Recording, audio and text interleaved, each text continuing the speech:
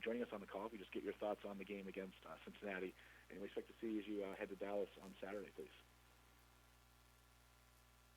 Well, obviously, very disappointed in not being able to finish off the game and get the win this past Saturday night at home against Cincinnati. Certainly, I think a lot of the credit goes to Cincinnati for the way they were able to finish the game. The kicker did a great job, in a pressure situation right there with the walk-off kick. Really excited about the way our kids competed, the way we played. I thought we had, great energy. I thought we played with confidence. I thought we attacked, very well against a really, really good football team. Cincinnati is solid in all three phases, and they have, they don't have any weaknesses there. So, just for our guys to go out and compete at the level we did, and really have the game, to a point where, we had our opportunities to win it, and so it's part of the growth and trying to learn how to win those games, and that's something we got to get past that. We got to get past that hump, and win a couple of those games like that, and you see yourself once you finally start doing it, you find a way to win those. So. Tough loss, but again, our guys, come out of it very motivated. They know that they're playing better each week, and certainly we don't get any time to relax. We go to SMU, previously unbeaten. They lost a very close game at Memphis this past weekend. Two nationally ranked teams. So SMU still, comes into this game nationally ranked. It's their homecoming. They are extremely explosive offensively, play with great tempo. They have playmakers all over the field. Veteran quarterback, the transfer from Texas, and just really a dynamic offense. Defensively, they have a lot of depth. They're very versatile. They keep rolling guys in and out, and keep coming at you. The Mike Backer, Richard McBride, the transfer from Auburn, I think is really a solid player there. But really, they have solid talent across the board, on their defensive unit. So we're going to work it out for us this week. We're excited about the trip to Texas. And excited about the opportunity to compete again this Saturday at SMU. We'll take questions for Coach Mike Houston, please. Star 1 on your telephone keypad will put you in the queue. And we'll take a question from Billy Embody with 24/7 Sports. Hi, Mike. I was wondering what you guys see on film with Shane Buechele and this offense, and just how different it is under him. I mean, I think James Madison, I think this was the year before you guys got there, but they went to SMU and ended up beating them. I didn't know just kind of what you've seen, kind of the progression of this offense under Shane Buechele, and just how much he has changed it. Well, I mean, I think he does a great job with distributing the football. When you have playmakers at the wide receiver position like he has, and a dynamic playmaker at the tight end position, you have two really high-end running backs. He has a lot of weapons there, but the thing he's doing is, he's able to run an offense where, they do a lot of stuff, and they do it really fast with that tempo, and he's able to, not make the mistakes. He doesn't put the ball in jeopardy, does a good job, very accurate passer, obviously knows the offense, is able to read defenses, just does a great job distributing the football and keeping them on pace. If you can convert and make plays, then it allows you to play faster. What slows down those offenses is, if you have incomplete passes, you have negative plays, stuff like that, then it slows you down. But as long as you're, positive with your, with your production, then it allows you to stay on track and really get in a rhythm. And I think he does a great job of keeping them on track and in rhythm.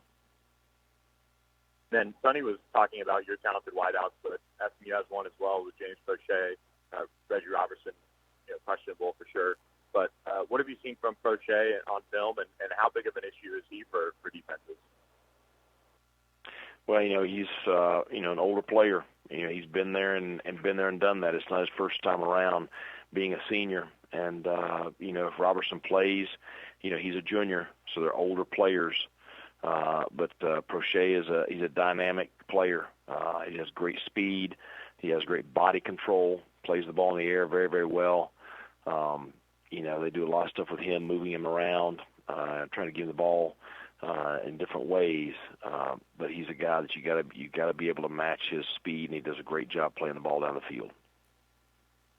Great, thank you. Thanks. And our next question comes from Tom Shanahan with the News and Observer in Raleigh, North Carolina. Hi, Coach. We've talked before about how you've been through rebuilding processes, and now, you're kind of under the spotlight more at a bigger program. You've got a veteran staff. You're a veteran coach. I wonder how much, experience has helped you in this process, balancing teaching patience and frustration compared to maybe when you were a younger coach, and especially in light of the performance against Cincinnati. Well, I think all experiences are good, and when you're first starting out and you're a first-time head coach, you're doing everything for the first time, and you make a lot of mistakes, but those mistakes serve you well and help you have experience the next time you face that situation. And you face so many situations in a first year. You face a lot of situations on the field, but you face a multitude of situations off the field. And I think that's where that experience helps, because, I've been through this so many times in different schools. And it sounds cliche-ish, but, the kids are the same age today as they were, my first year coaching. The kids, they don't age. It's the same age group, a lot of the same problems, a lot of the same issues. And when you're putting a team together, it's still the same fundamental things.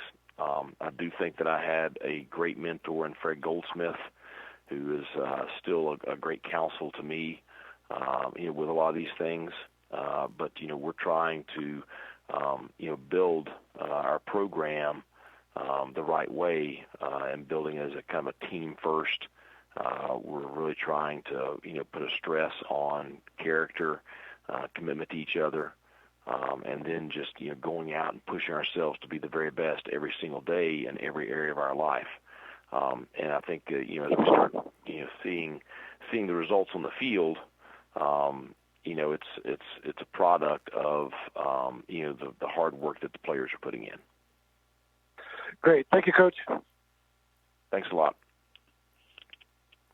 Do you have other questions for Coach Mike Houston, please? Star 1 on your telephone keypad if so. And our next question will come from Stephen Igo with 24/7 Sports.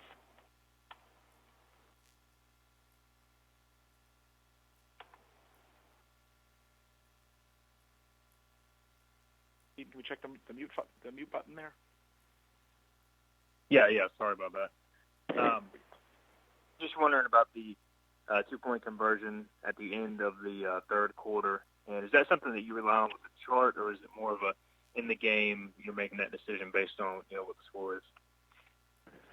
Well, obviously, we use a lot of analytics and a lot of breakdowns, percentages when making a lot of those decisions, and we put together a thing with each game, kind of situations, and what's the right decision in each situation. And everything in that situation says you go for 2, that way you go up 14.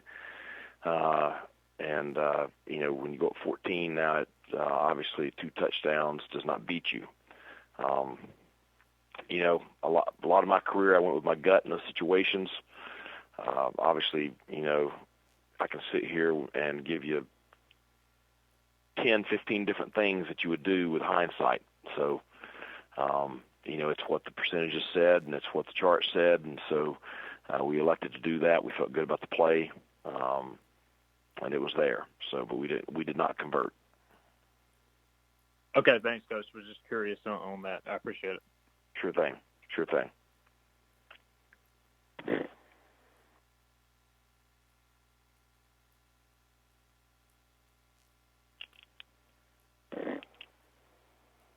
take the next question. Thank you. Okay, Ronnie Woodward for the next question. Okay. Yeah, I was trying to beep in there. Hey, Coach, you talked Saturday immediately about Brandon Pena, and we're kind of emotional about how he battled through it and that type of thing on the line. What about John Spellacy as well? He played probably his most extensive game, and kind of those guys working together in a way and maybe being uncomfortable, changing positions, that type of thing, kind of in a time of need on Saturday. I thought John played very, very well on Saturday, and I was talking about Brandon just because he was battling some physical stuff throughout the week. Yet he didn't let it keep him out of practice, and just it was pretty special to watch. His toughness and mental toughness in his preparation, and then to go out and play well on Saturday. But certainly he and John, they both played well Saturday, and it's great to have a couple of older guys there in the middle. We've been rotating him at center, but the need arose to move Pena to right guard, and I thought he made the adjustment very well. But those two, I love those two kids. They're solid, hard-nosed kids. They're going to give you everything they got. Okay. Thanks, Mike. Sure. Thanks. Coach, thank you as always for your time this morning.